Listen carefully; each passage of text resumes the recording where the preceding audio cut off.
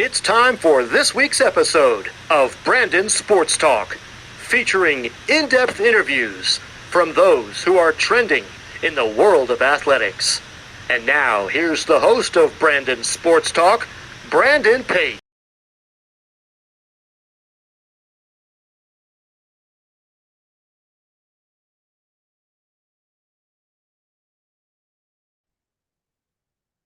Welcome back to Brandon Sports Talk. In today's episode, I have the privilege of interviewing the Bowdoin College Polar Bears head squash coach, Coach Theo Woodward. How are you doing today? Yeah, good, Brandon. Thanks for having me on the show. Can you talk about how you knew that you want to get started in coaching in college squash? Well, it sort of came to me by a little bit of surprise. I was actually working in the UK for the English Squash Federation, and I always coached part-time and sort of enjoyed helping other people out on the squash court. My friend was coaching at Yale University, John Rooney, and I came to visit America and him at the same time, and it really sort of captivated me, that experience, seeing how popular squash is in the US. And then John said to me, you should get yourself over here, pal. It'd be a great experience for you. And I started to process that trip, and I applied for a number of jobs, and the Dartmouth job worked out really well for me with Hansy there, and I was pretty much, never looked back since, really. So What was that experience like for you competing in collegiate squash and going to the University of Birmingham? yeah, it was quite a different process over there. The process of actually finding a university was, you sort of looked at the best universities by academic rankings, and then you got into the school secondarily for it didn't really help you get into the school, but you played squash at school. So for me, it was a different experience. Um, Definitely not as rigorous, but we did have a full-time coach and lots of training sessions. So it was good fun, some hard competition. Um, we also played for club teams and so forth in the week as well as the university team, and there weren't so many fixtures, so it was a different feel to it, a bit more relaxed. But we had a really good experience there. We won a national championship when I was playing, and years around me as well. So it was quite exciting at the time. How was that experience like, as you said, winning the national championship for Birmingham? Yeah, it was exciting to be part of it. The team had been really strong years before, um, and my third year I got into the first team because in that system we had three teams, so we had a third team, second team, and first team. So I got into the first team in my third year, second year actually at that period of time, and it was really exciting playing with my roommate who won the deciding match for us and some other teammates. That was really an awesome experience to lift the trophy and be part of that first team that won the national championships. During your time, what was it like getting to represent Birmingham and putting on that squash uniform? Yeah, it was just fun. Met a lot of different people from different backgrounds. Enjoyed training each day with our coaches. We had Keir Worth and John Tate, who are pretty prolific coaches in the UK as well.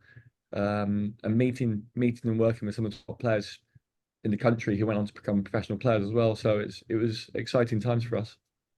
After your collegiate time, what was it like getting into college coaching and going to Dartmouth as the assistant coach? Quite a change of experience coming from the UK to the US. The language was different, sort of the wording and how um, communication was slightly different over here. So that was a big change for me as well. And then working with a different culture, different environment of student athletes at Dartmouth College, which is a very academically focused Ivy League school. So that was quite different to my experience in the UK as well. Just very different culturally, and the expectations for the team members was very different as well. But it was really exciting, and I learned a lot through the process. As a coach at Dartmouth, what was that experience like competing against some of those other big Ivy League schools like Harvard, Yale, and Princeton? Very exciting. It was exciting to play with top teams. We had some great experiences with those matches. It was a real test to see where the Dartmouth team was at compared to their top rivals. So that was really, really cool. We made some history with some of those matches as well, upsetting Harvard and Princeton for the first time in history of the program. So that was really, really cool as well during my stint. What were some of your biggest accomplishments at Dartmouth as an assistant coach? Probably in a way, results wise, it would have been we got to four in the country on the men's side. We beat Harvard and Princeton for the first time in history of the program. So that was really exciting. The relationships, I think, garnered with the players and parents as well, which I still have to this day. played with them recently. Just last week, I was with some of those players, and next week I'm meeting some of them again. So I think relationships were huge, and then just learning really about myself, about coaching, um, how to work with people, and how you can really mentor and get the best out of those people as well. So I think I learned so much. What were some of the things that you learned during your time as assistant coach with Dartmouth and Drexel to then help you to become a head coach? Yeah, so at Dartmouth, I spent 5 years there with Hansi, who he taught me a lot of things. I put myself out there and had to do most of the roles, and he had very high standards. So for me, I really learned the ins and outs and pretty much all parts of being an assistant coach and supporting a program. Um, I went on events where Hansi wasn't necessarily there as well a couple of times, and also supported the program in that respect. So running the program when he wasn't there. So he gave me a lot of great opportunities there to really try everything out and have a high standard for myself.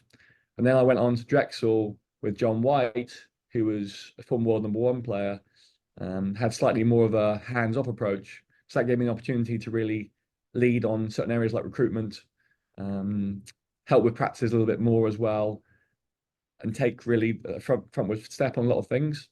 So after that, I sort of realized that I was ready to become a head coach. So both those two helped me in their own ways, really. And then I was just very excited for the next opportunity at Bowdoin. Of course, what was that feeling like becoming a head coach for the first time at Bowdoin? Yeah, it was quite daunting at first, just stepping out of the comfort zone, going into a head coaching role. But at the same time, that was very exciting. So having an assistant coach, I could support a mentor a little bit, and also our team culture, really working with two teams that um, we really changed around a lot. So the women's team, for example, only had 2 recruits when I first came to the program on a team of 9, which is very low. So we had a lot of opportunity there to really help the teams push forward. And we had a great recruiting class that came in, which supported that growth. So that was a lot of fun as well, culturally, to bring that team together. And then the men's team, we really sort of brought our own culture to that as well. That program, it had been quite different in the past, and so that's been a great process for us, and we had some great success with that men's team as well. So it was awesome. What would you tell your younger self now that was at the UK, looking back on your career now as a head coach? Say you have to really try things that you're interested and excited about, but you're not necessarily in your head ready for. So I think sometimes we tell ourselves stories, and they're mostly untrue, especially with the imposter syndrome. I think you have to sometimes just take action and step into that zone of work, and being present in the moment to work with things. And then as you take the action, I think the clarity comes, and you feel more confident as the day goes on. What was that feeling like the first time you got to step onto that squash court for Bowdoin as a head coach? Yeah, exciting. Having the home support here at Bowdoin, we've got a great community of people in the area and other coaches. So I think it was really exciting to speak up in front of the fans, the teams, assistant coaches I had on staff as well. I think that's was really a step up for me, in a lot of ways. So it was really exciting and quite proud. What does a typical game day match look like for you as a head coach versus for your athletes? Yeah, game day is normally we sort of give some time for the athletes in the morning to come and hit, prepare themselves. Every athlete's different, so some will come in and hit, some will come in and hit for longer times than others, some won't come in and hit. So there's different preparations for each players. We give them obviously access to the courts. We'll be here as well, myself and Brendan and Rhonda, who are assistant coaches. So we have um, a nice lead up to the day. And then after that, really, for me, it's preparation with Brendan. He does a great job with supporting our live streaming, our setup for our club locker scoring system. So all the courts have their streaming and their scorings ready. And then pretty much getting the roster set, making sure everybody's in good health in the morning, they're ready to play. And then liaising a little bit with the opposing coach, and then making sure that everything's set up around the court area, which I think Brendan and Rhonda do a fantastic job of. And then we have a team talk before the match in the locker room, just getting them fired up and gauging where their mood's at, seeing where they're at that day, and then bringing them some direction, perhaps an intention for the day as a team, and then we get fired up and we do introductions on court and play our match. For my listeners that don't know, how do you compete in squash? Squash. So in the college game, there's 9 players on each team. So the first team to 5 wins. We normally have both our men's and women's teams because I coach both teams. Normally will play at the same venue on the same day for us. That's not always the case, but that often happens. And you'll have either a 3-court system or a 5-court system. The 3-court system is generally more common, and that means you'll have 3 players lining up on each court or 3 courts, and you'll go through your roster on each of those courts. There'll be 3 rounds of matches, and the first team who to get to 5 wins out of the 9, it's all singles play, will win that match. Of course, can you talk about the culture that you've built for the Bowdoin College squash program? Yeah, sure. Yeah, I'm really proud of the culture we've built in the program over the last 5 years. Women's teams and men's teams are slightly different cultures and different people on each team. But I think, it's a very supportive environment. It's like a family. That's our main goal, is to be like a family. So support each other, in situations where we need to, where we can, and also hold each other accountable as well. So I think for us, it's really about growth, open mindsets, supporting each other, being honest and accountable where we can. It's very difficult. It can be very difficult for the students at this age, and because they're in such close proximity. Some of them live together, they do classes together. It's a small school of 2,000 students. So that's a big challenge for us, really, is having that collaboration, that accountability, and then supporting those student athletes through their journey to become great individuals, great team members, but then also to become team leaders and leaders in life. Who are some of the teams that you face in your conference? Teams in our conference. So we're in the NESCAC, which is made up of 11 schools in New England, small colleges. So in that conference, we've got Trinity College, we've got Amherst, we've got Williams, Hamilton, Tufts, Conn College, Wesleyan. We've got Middlebury, Colby, and Bates. So I think that's. I hope I haven't missed anybody, but I think that's the other 10 schools in the conference. So they're the main ones that we focus on. But we do have other matches with a few other schools as well who are ranked very closely to us, like Naval Academy, Dickinson College, Franklin Marshall College as well. What is that home game atmosphere like when teams like Trinity comes to home versus going away to Tough? Yeah, so Trinity is a great school. They've won so much in squash. I believe you spoke to Wendy, their Coach Wendy. But they're a great team in the NESCAC in the country. So when they come to town, it's quite an interesting atmosphere. They have a lot of international stars on their team. So it's really just a great opportunity for us to play our best squash, to see where we're at as a team, and gauge our performances there. We've snuck a few wins in the last few years, and those have been like winning the whole match. The anticipation, the crowds, and the pride of pushing those Trinity players has been amazing for us.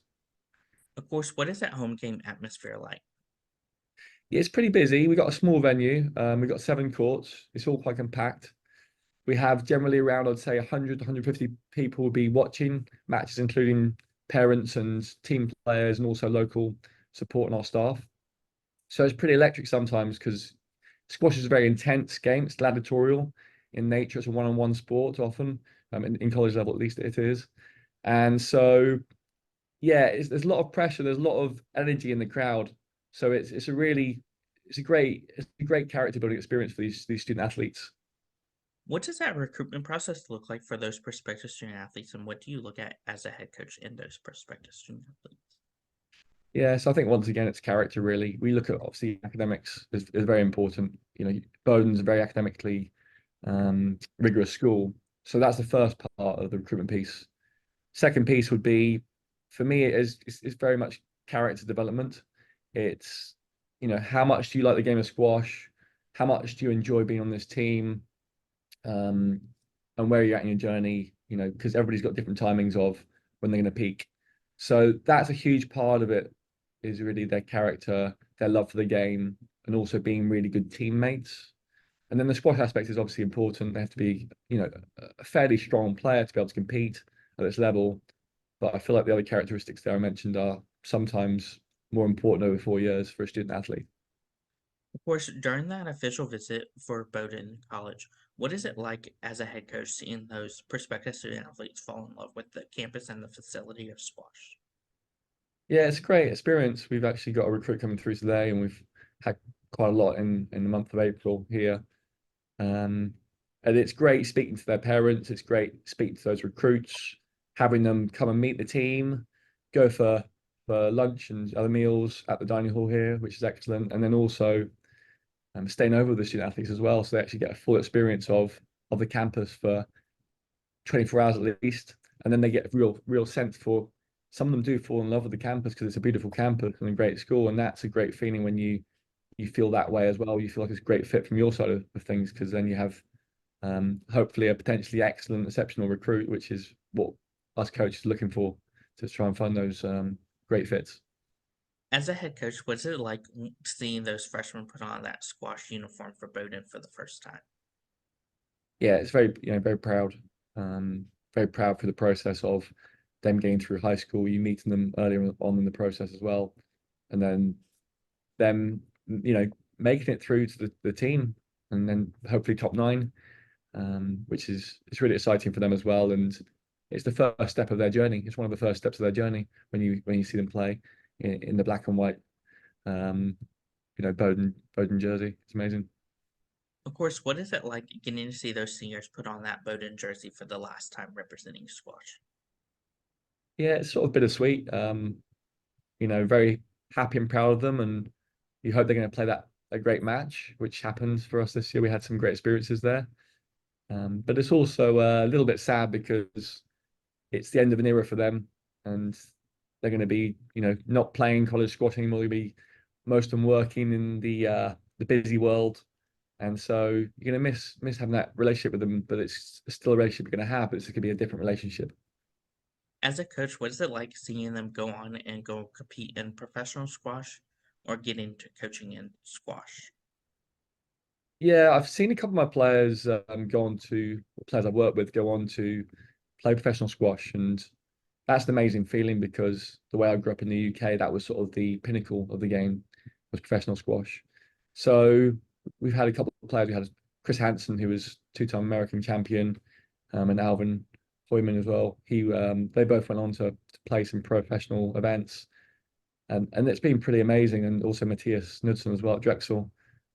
So really proud of them and just supporting them from a distance. And if you can sort of be there or support them in any way, it's always such a privilege. And just staying in touch with them during the journey has been amazing, and it just brings that community together a little bit more. What are some of your future plans for the Bowdoin squash program moving forward? So funnily enough, you say that, but I'm actually decided to step down from the position. So I'll be finishing up here in sort of June, July period this year. So I'm passing the reins on to new energy, and I'm hoping that our staff here currently, Brendan McClintock and Rhonda Lake, will be um, leading the program in some way or another moving forward. So I'll be supporting them from a distance and staying in touch with players and people, but in a different position really. So I'm decided to follow from a distance. What advice would you give those players that are looking to get started in playing in college squash? Yeah, I'd say you know, you can't help but say, you need to focus on your academics, but from a squash perspective, it's it's really enjoying the game and trying to find those moments of joy in your training or in your traveling or the tournaments or anything that's related to your squash experience. I think that's massive. Why are you playing the game and finding those moments of joy? I think that's huge. And then the next thing I'd say is trying to be open with coaches, take an interest in their schools and in their coaching philosophies, and ask good questions of them, and then um, keep enjoying the game, keep working at it, be consistent with your practice. I think that's very important. After you set your goals, really having your goals and then being consistent towards those goals as you hopefully play college squash. What advice would you give those players looking to go from college squash to the professional squash? I think the college squash system in America now has made it very, very um, great grounding really for those student athletes to be professional players. There's a lot of good players now who are doing it well. So I think speaking to a coach again and looking at a program that's created or inspired professional squash players, I think that's very important really. And to speak to those players who have graduated and become professionals and those coaches and look closely at those programs if you really want to pursue professional squash, because we've had some top world number ones now come from the college squash um, background. Harvard's done a great job there, and that was unheard of, 10 years ago or so, really, 15 years ago. It wasn't really a thing in the US college squash system. So I think it's amazing how it's come so far. What advice would you give those assistant coaches in college squash looking to become head coaches one day?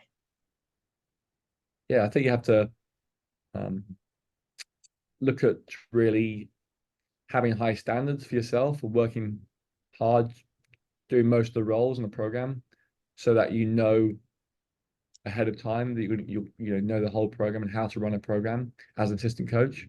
So taking on more roles, asking questions of the head coach, listening to them, and then trying to find that opportunity that you think will be a good fit. Lots of different opportunities with regards to Division 1, Division 3 schools in squash, um, and some schools have scholarships as well. So there's different avenues to look at. But I think talking to people, staying connected, and doing a good job where you're at is going to serve you very well in squash world. What advice would you give those head coaches looking to build their own program and build their own legacy in college squash? Yeah, I think one thing I learned from the first year was I started looking back. I did this, but I would like to do an even better job. Was listening to the players in the program a little bit. So taking that first year almost to acclimatize, listen, and meet the players where they're at. Sometimes I think is a good idea, just so you can ease into the culture and learn about it a bit more. And then after that, I'd say then formulate your own plans, what you want the program to become, who you want the players on the team to grow towards, what sort of direction you want for the values and goals. And then after that, really is stay consistent with those. You may make some adjustments, but then staying true to your values and your goals as they move and shift, but staying strong in the middle of it all, I think, and being consistent is huge from what I've seen. What advice would you give those head coaches to build their own program and build their own legacy in college squash? Yeah, so I think as I said there, being consistent with your values, your goals, your vision. I think having really good people around you as well is something I'd like to mention. Having a really good assistant coach, people you can trust, is huge, and people also, to a high extent at least, working towards your goals and agree with your values. I think finding that integrity there, that that's huge to help a program propel forwards in the same direction that a head coach is leading it in. Having that great team of people around, That's and then really engaging with the college as well, and trying to make squash a big part of the community on campus. So you get the love from campus and from other student athletes, and you create that environment that you really enjoy being in. that's great advice. Where can my listeners find you at on social media along with the Bowdoin College Polar Bears squash program at? Yeah, I have a very small Instagram um, at the moment, but I think they could find me via my emails. Very good. I'm Theo Woodward at hotmail.co.uk. It's the UK one still. My current email at Bowdoin as well is twoodward at bowdoin.edu. And that'll be working till around middle of June. Or they can search for me on LinkedIn as well. Theo Woodward on LinkedIn. So that's great. Thank you, Brandon. Thank you again, Coach Theo Woodward, for your interview and best luck in your future wherever it may hold you. Thank you. You can find Brandon Sports Talk on Instagram at Brandon Sports Talk, Twitter at Talk_Brandon, and you can find me on YouTube at Brandon Sports Talk. Don't forget to like, comment, and subscribe. Thank you again, Coach Theo Woodward, for your interview and best luck in your future. Thank you, Brandon. Good luck. You've been watching Brandon Sports Talk. Please feel free to like, share, and subscribe to Brandon Sports Talk on social media and on YouTube.